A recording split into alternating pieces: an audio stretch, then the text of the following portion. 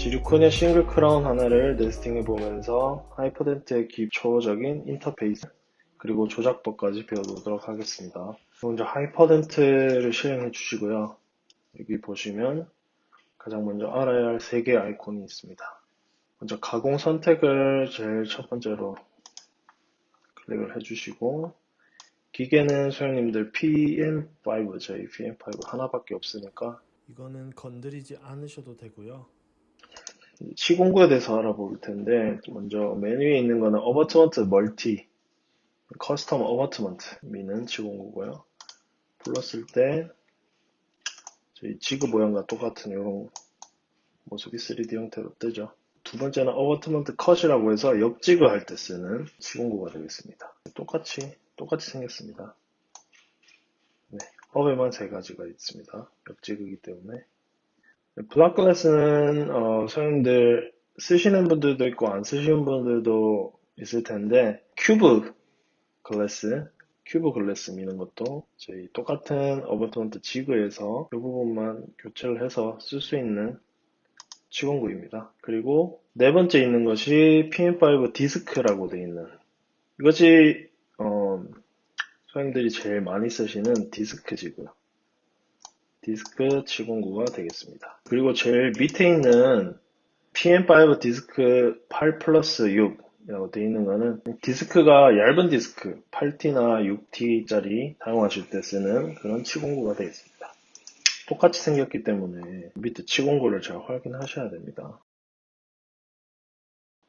그래서 PM5 디스크라고 되어 있는 것이 소장님들 쓰실 때 지르코니아 10T 이상, PMMA 10T 이상, 왁스 10T 이상 쓰실 때 이 디스크 아무것도 안 적힌 디스크를 쓰시면 되겠습니다. 10T 이상 쓰실 때는 항상 이걸 사용해 주셔야 됩니다. 그리고 맨 마지막에는 칼리브레이션은 저희 직원들이 쓰는 시공구이기 때문에 신경을 쓰지 않으셔도 되고요. 네, 시공구에 대해서 알아봤고 저희는 지금 지르코니아 하나를 싱글짜리 하나 세팅해보면서 하이퍼덴트에서 배우는 시간이기 때문에 시공구 지르코니아 10T짜리 디스크를 먼저 불러왔고요. 그 다음에 이제 해야 될 것이 블랭크 로딩입니다. 블랭크 로딩 클릭해 주시면 팬들이 쓰고 계신 블랭크가 이미 많다면 이렇게 리스트가 쭉 뜨겠지만 맨 처음에 하실 때는 혹은 지르코니아 디스크를 처음 아무것도 안 민 새 거를 쓸 때는 항상 신규를 클릭하셔서 먼저 재료를 클릭하시면 오른쪽에 화살표가 뜨죠. 화살표 눌러주시면은 블럭 재료들이 쭉 뜨게 됩니다. 크롬 코발트, 글래스 세라믹, 큐브 블럭, 하이브리드 레진, PMMA, 티타늄, 업다운, 왁스, 지르코니아 이렇게 있는데 지금 지르코니아를 해볼 거니까 지르코니아를 클릭하겠습니다. 클릭하게 되면 유형이 쭉 뜨게 되는데요. 유형에는 다른 건 없고 디스크의 굵기 T라고 하죠. 10T부터 30T까지 쭉 2T 간격으로 쭉 나눠져 있고요. 14T짜리로 싱글짜리를 한번 해보도록 하겠습니다. 그리고 스케일링이라는 거는 지르코니아에만 있는 부분인데 지르코니아 밀링을 해서 신터링을 들어가게 되면은 신터링 하고 나면 수축이 되겠죠. 그 수축률 자체가 디스크에 적혀 있습니다. 보시면은 루젠 같은 경우에는 대부분 1.228인데 수축률은 모든 지르코니아마다 다를 수 있기 때문에 항상 신규로 입력을 하실 때 지르코니아에 적혀있는 그 수치를 잘 보고 적어 주셔야 됩니다. 스케일링은 하이퍼덴트에서 입력을 하시면 요 크기만큼 치아가 디자인한 것보다 1.28배 커진다는 뜻이겠죠. 커져서 밀링이 되는 거고 신터링을 하면 다시 비율만큼 수축이 돼서 모델의 적합이 딱 맞게 되는 것이기 때문에 이 스케일링을 잘못 적게 되면은 치아가 하나라도 틀리게 되면 수축률이 다르게 네스팅이 되기 때문에 꼭 조심하셔야 됩니다. 네, 이걸 입력해 주셨으면은 이제 블랭크 식별에 있는 이름만 여러분들이 원하시는 대로 설정을 해주시면 되는데 저 같은 경우에는 먼저 지르 그러니까 재료에 대해서 먼저 정보를 써주고 이게 14T짜리니까 14T 혹시 지르코니아 블럭 회사를 여러 가지를 쓰신다면은 그 회사의 이름까지 이렇게 써서 구분을 해주시면 되는데 간혹 가다가 신규 블랭크 등록하실 때 블랭크에 대한 정보를 쓰는 게 아니라 환자 정보를 쓰시는 분들이 계신데, 환자 정보는 블랭크 전체 다 한 환자가 아니기 때문에 그렇게 쓰실 필요가 없고, 이 블랭크를 다시 불러올 때 이런 식으로 내가 무슨 재료의 어떤 굵기의 재료를 내가 사용할 건지 잘 불러올 수 있도록 이름을 설정을 해 주시는 거기 때문에, 내가 지르코니아를 하면 지르 몇 T짜리, 그리고 회사 이름 이런 식으로 설정을 해 주시는 게 편하십니다. 그래서 OK를 누르면 이렇게 지금 지르코니아 블럭이 불러와진 거를 볼 수가 있습니다. 치공구에다가 이렇게 불러와져 있죠. 그 다음에는 부품 로딩이라고 있는데, 이게 이제 디자인을 불러오는 탭이 되겠습니다. 추준대 폴더를 찾아주셔서 디자인 폴더에 해당하는 환자의 디자인을 불러오시면 되는데요. 폴더 같은 경우에는 3쉐입이면 3쉐입, 엑소캐드면 엑소캐드, 사용하시는 그 소프트웨어에 따라서 아마 그 기사분들께서 바탕화면에 폴더를 따로 바로가기를 만들어 주셨을 거예요. 그 바로가기를 들어가셔서 리스트를 찾아주셔야 될 것 같고요. 저 같은 경우에는 따로 모아둔 그런 디자인 시편들을 불러와서 한번 해보도록 하겠습니다. 디자인 폴더에 가시면 이렇게 STL 파일이 보이게 되는데, 파일 형식을 STL 파일로 되어 있기 때문에 파일은 하나밖에 안 보이는 거고요. 파일 추출에 관해서 한번 설명을 드리면, 하이퍼덴트에서 열어본 이 디자인 폴더를 윈도우 그냥 탐색기에서 어떻게 나오는지 한번 보겠습니다. 이렇게 보시면은 하나, 둘, 셋, 넷, 5개 이렇게 많은 파일들이 추출이 되어 있는데, 하이퍼덴트에서 보이는 거는 그냥 STL 파일 하나죠. 경우에 따라서 3sfm 파일이 이쪽에 보이는 경우가 있는데, 그거는 이제 모든 파일이 돼 있을 때는 그렇게 보이고요.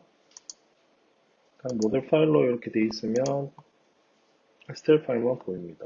이거를 왜 설명을 드리냐면은, 이 파일을 제외하고도 다른 파일들이 추출이 돼야 하이퍼덴트에서 불러왔을 때 보철물의 유형이라든가, 그리고 보철물의 기울기, 축, 삽입 방향 같은 거 제대로 불러오는데, 그 파일들이 없게 되면은, STL 파일만 있게 되면 그 형상만 불러오는 거라서, 물론 그냥 불러와서 쓸 수는 있지만 제대로 못 불러오기 때문에 수동으로 작업해줘야 될 것이 많이 생길 수가 있습니다. 그렇기 때문에 파일 추출이 잘 되었는지 확인을 맨 처음에 세팅할 때는 해보셔야 되고요. 그래서 혹시 중간에 쓰시다가 파일이 지금 크라운인데, 유형이 크라운인데, 네, 이거 크라운이죠? 되겠지. 근데 이게 코핑으로 뜬다던가, 혹은 내가 브릿지를 디자인해서 브릿지를 띄웠는데 클릭을 했는데 그냥 크라운으로 유형이 나온다던가, 그런 거는 다 파일 추출 때문에 생기는 현상이라는 걸 알고 계셔야 됩니다. 이 자세한 파일 추출에 대한 거는 다른 영상으로 튜토리얼을 올리도록 하겠습니다. 복잡하니까 일단은 먼저 여기서 열기에서 보는 방법부터, 중요한 거는 이렇게 보는 방법을 아셔야 되는데, 클릭을 했을 때 이 정보들이 뜹니다. 3D 형상으로도 뜨고, 측정 XYZ, 크기, 블랭크에서 이렇게 뜨는데, X라고 되어 있으면은 여기 점선, 보이는 점선, 그런 식거리겠죠. Y라고 하면 이렇게 봤을 때 앞뒤 거리, 순면, 설면까지 거리. Z라고 했을 때 진짜 우리가 알고 싶은 시간의 길이가 되겠습니다. 진짜 우리가 디자인한 치관의 길이는 7.017mm라고 되어 있죠. 근데 아까 적었던 수축률 1.228을 적용시킨 것이 여기 블랭크에서 8.617이라고 이렇게 되어 있습니다. 이렇게 초록색으로 되어 있는 이유는 우리가 블랭크 14T로 했는데 14T에 들어오기 때문에 이렇게 초록색으로 되어 있고요. 만약에 이 치관의 길이가 14T가 넘었다, 뭐 15mm다 이렇게 되면은 빨간색으로 뜨니까 알고 계셔야 됩니다. 그리고 유형, 제일 중요한 유형이고요. 유형이 만약에 코핑으로 되어 있다면 여기서 크라운으로 바꿔주셔야 됩니다. 그리고 아까 말했듯이 코핑으로 되어 있다면 뭔가 파일 추출이 잘못된 거기 때문에 파일 추출을 제대로 바꿔야 되는데, 그 바꾸는 방법은 다른 시간에 알아보도록 하고 먼저 불러와 보도록 하겠습니다. 네, 그래서 열기를 하셔도 되고 아니면 더블 클릭을 하셔도 됩니다. 정리를 하자면 부품 로딩을 해서 해당하는 폴더를 찾은 다음에 클릭을 하면은 여기 미리 보기도 나오고 여기 정보가 나오는데 정보를 보시고 유형도 확인하시고 불러와 주시면 되고요. 이렇게 어려운 건 아닙니다. 처음 이렇게 불러오게 되면 주황색으로 먼저 뜨게 되고요. 주황색으로 떴을 때 커서를 부품으로 올리면은 이 이동 커서 이 커서가 뜨게 되고요. 바깥쪽에 그냥 올렸을 때는 그냥 마우스 포인트인데 이렇게 올리면은 이동할 수 있는 커서가 뜨고 왼쪽 마우스 클릭해가지고 이렇게 클릭한 상태로 내가 지시키고 싶은 대로 이동할 수 있는 기능이고요. 이 상태에서 이동시킨 다음에 마우스를 이 치아 가쪽으로 이렇게 움직이게 되면 회전할 수 있는 이 커서가 생깁니다. 이렇게. 이 커서가 생기면은 클릭하시게 되면 치아가 제자리에서 회전을 하게 되는 것이죠. 그걸 조금 확대해서 보고 싶다. 그러면 마우스 휠을 이렇게 휠로 스크롤을 내리시거나 올리셔서 줌인 줌아웃을 하실 수가 있고요. 그래서 이 상태에서도 이렇게 움직일 수가 있고요. 네, 요거를 자유자재로 할 줄을 아셔야 되는데 기본적인 인터페이스에 대해서 알아보면은 자 이렇게 줌인 줌아웃을 할 줄 아셔야 되고 이렇게 배치를 하셨으면은 바깥쪽을 한번 클릭을 이렇게 해주시면은 하얗게 다시 색깔이 돌아오고요. 다시 한번 클릭을 하시면은 노랗게 선택이 됩니다. 이 노랗게 되는 개념을 아셔야 되는데 뭐를 누르든 이렇게 노랗게 선택을 할 수가 있는데 노랗다는 것은 하이퍼덴트 상에서 이렇게 선택이 되었다는 뜻을 의미하고요. 그리고 다시 주황색으로 돌아가려면 더블 클릭하시면은 주황색으로 돌아갑니다. 이렇게 노란색일 때는 아까처럼 이동 커서가 나오지 않습니다. 그래서 더블 클릭을 해주셔야 다시 주황색이 되고 이동 커서가 생기고 회전시킬 수도 있습니다. 자, 이렇게 트는 거는 오른쪽 클릭을 하셔가지고 이렇게 당연히 이렇게 하시면 되겠고 이 화면 전체를 움직이는 거는 휠을 클릭하셔서 왼쪽 오른쪽 움직일 수 있고요.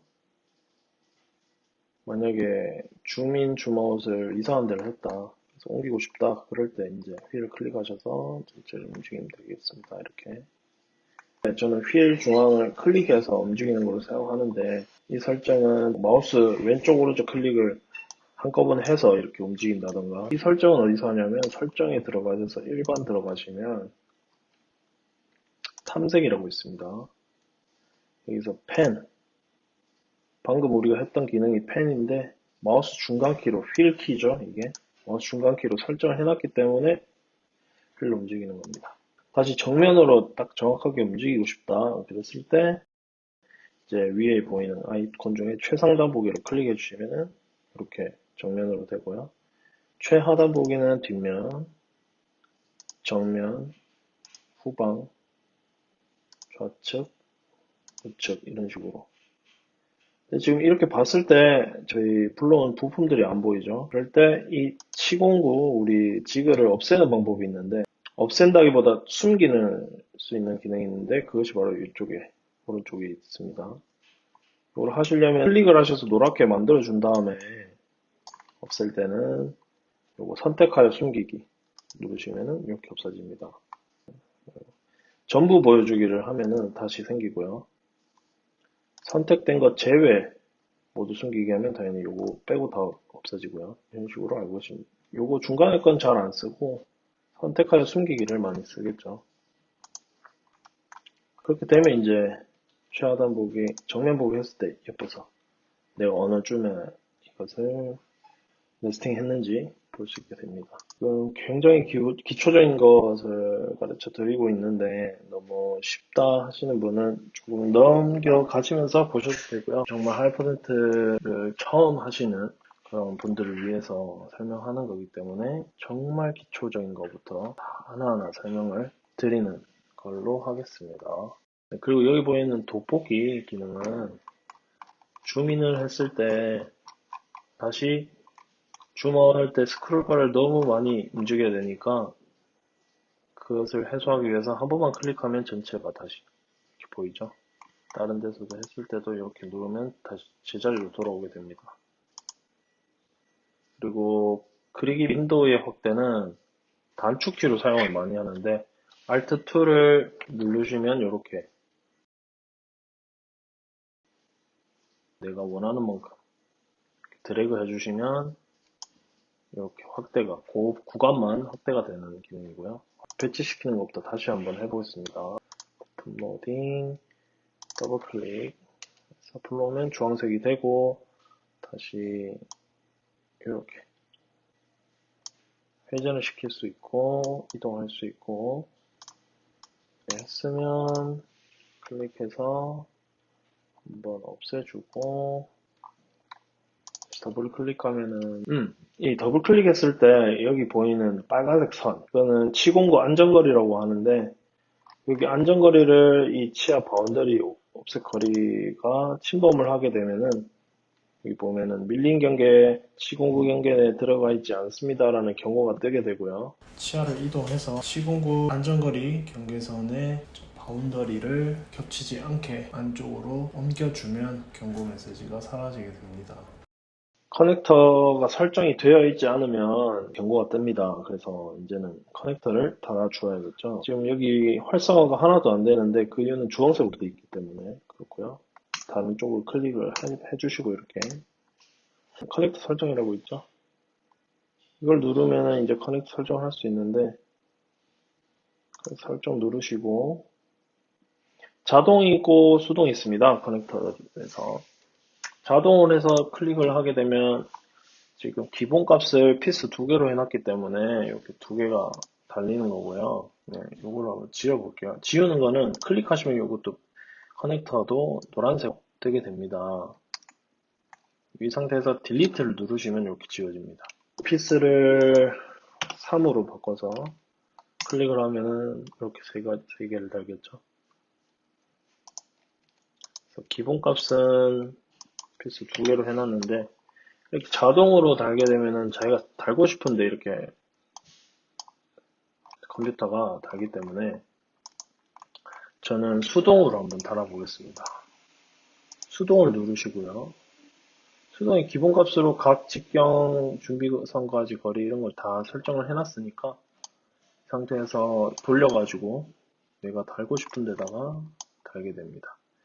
이 마우스 포인터를 올리게 되면 최대 풍량부를 초록색으로 표시를 해줍니다. 그래서 최대 풍량부에 다시는 게 제일 좋고요. 언더컷이 없기 때문에 이렇게 달게 되면 지금 너무 밑에 있어서 마진에 이렇게 달게 되면 마진에 걸리죠. 이렇게 달면 안 되겠죠. 그렇기 때문에 위쪽에 달아준 것이고 이렇게 달았을 때 최대 풍량부에 달지 않게 되면 여기 언더컷이 생기겠죠. 요만큼. 그렇기 때문에 최대한 최대 풍량부에 달아주는 겁니다. 커넥터는 최대한 서로 멀리 떨어져 있는 게 제일 좋습니다. 제일 안정적이고 각이 클수록 좋겠죠. 지금 180도겠죠. 요 커넥터와 이 커넥터가 네. 그래서 닫기를 눌러주시고 다시 내가 막 움직였으니까 최상단 보기를 해주시고 커넥터에 대해서 한 가지 더 말씀드리면 이렇게 내가 좀 옮기고 싶은 하나만 옮기고 싶다 다른 곳으로 그러면 커넥터를 더블 클릭해 주시면 이렇게 점 2개로 생깁니다. 확대를 좀 해주시고 좀 트신 다음에 마우스를 올리시면 빨갛게 변하죠. 빨갛게 변한 거 상태에서 이렇게 마우스 왼쪽 클릭하셔가지고 옮기시면 돼요. 옮기시고 바깥쪽 것도 빨간색으로 변하면 옮기시고 이런 식으로 옮기시고 바깥처럼 클릭해 주시면 이렇게 달리게 되겠죠. 네. 또 옮기고 싶다 그럼 더블 클릭 이 정도로 옮기고 싶다 그러면은 이렇게 달아주시고 바깥쪽 클릭해 주시면 되겠습니다. 다시 전체 확대를 해주시면은 이렇게 제자리로 가겠죠. 그리고 더블 클릭하면 빨간 바운더리도 볼 수 있고요. 이렇게 먼저 커넥터를 달고 나서는 요걸 다시 확인해 주시고, 내가 조금 더 옮겨도 됩니다. 확대해서 아껴 쓰시고 싶으면 올려가지고 이렇게 세팅을 하시면 되고, 이제 경고는 없어졌습니다. 이렇게 커넥터를 다 달아주셨고 이제 경고 메시지까지 다 없는 걸 보셨으면 이제 템플릿이라는 걸 봐야 됩니다. 그래서 템플릿을 선택을 클릭해 주시면 내가 지금 무슨 템플릿으로 선택이 있는지가 뜨는데, 템플릿이 뭐냐면은 저희 밀링기가 어떻게 이 크라운을 깎을 것인지에 대한 그 정보들, 공정들이 이 템플릿에 들어가 있는 겁니다. 그래서 치아 유형마다 그리고 이 재료마다 어떻게 깎는지가 다 다르게 설정이 되어 있기 때문에 이 템플릿을 잘 확인을 하셔야 되는데요. 결론적으로 말하면 부품 유형과 재료를 잘 불러오셔서 네스팅을 하셨으면 템플릿은 기본값으로 잘 설정이 이렇게 잘 될 겁니다. 지금 보시다시피 템플릿 지르, 디스크, 그러니까 재료를 맨 처음에 정보를 알려주고요. 템플릿 이름이. 그 다음에 아나토미크 크라운이죠. 이게 부품용 크라운을 의미하는 겁니다. 만약에 부품용이 코핑이면 그루브가 없기 때문에 그루브 파는 공정이 그 템플릿에는 없는 거예요. 그렇기 때문에 만약에 부품을 로딩 시킬 때 부품형이 이게 코핑으로 만약에 잘못 불러와졌으면 템플릿 자체가 코핑 템플릿이 들어가기 때문에 그루브 파는 공정이 안 들어간 템플릿으로 설정이 됩니다. 그렇게 되면은 밀링이 제대로 안 될 수밖에 없겠죠. 자, 확인을 해주셔야 되고, 마지막에 여기 OX라고 되어 있는 거는 우리가 PM5는 5축이기 때문에 이 4면 깎을 때 5축으로 깎게 됩니다. 이렇게 돌면서. 그래서 OX라고 되어 있는 거고요. 물론 PM5에서도 5축으로 깎지 않고 한 번씩 계산이 오류나는 것이 있습니다. 이렇게 돌다가 공구가 충돌한다거나 하는 경우에 디자인이 있기 때문에 그럴 때 3X를 쓰게 되면은 계산이 되기 때문에 그런 템플릿을 만들어 놓은 거고요. 그리고 마지막에 0.5D, D라고 되어 있는 거는 우리 공구를 말하는데 이 템플릿의 공정 중에 제일 얇은 공구가 뭔지 그런 정보입니다. 기본값으로 이렇게 설정이 되어 있으면은 이것만 확인하셔도 되고, 혹시 내가 템플릿을 바꿔야 되겠다 하면은 템플릿 선택 누르셔가지고 여기서 선택을 해주신 다음에 뿅 누르시면 적용이 비활성화가 되면 닫게 해주시면 여기서 바뀌었죠. 굳이 기본값을 바꿀 필요가 없기 때문에 다시 템플릿으로 지정을 하고, 템플릿까지 다 했으면 이제 계산을 하시면 되는데, 저는 마지막에 이렇게 더블 클릭 해가지고 혹시 넘어가지 않은지 확인하고, 전부 보여주기 해서 칭호까지 있는지 확인하고, 노란색이 클릭된 상태에서 계산을 해주셔야 됩니다. 네. 클릭이 안 되면 비활성화가 돼요. 누르시고 공구 경로 계산을 클릭해 주시면